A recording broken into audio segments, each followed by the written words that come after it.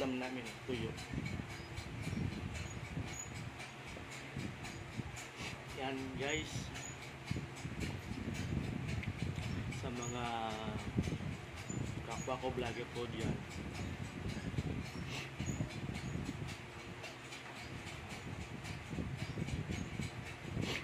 huwag kayo basta magre-resign sa trabaho niyo para sa pagbablog, lalo na po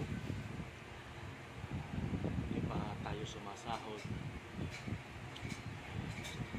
Nagkamali ako guys kasi na sa trabaho ko.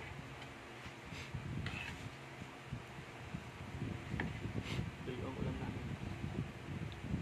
Hindi ko maibigay yung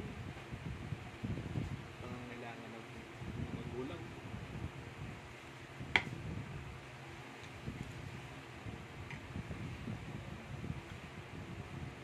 Yung 20 gusto magulang ko.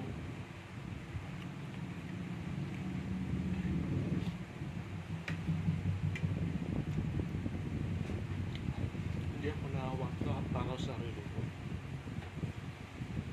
Naawa ko sa mga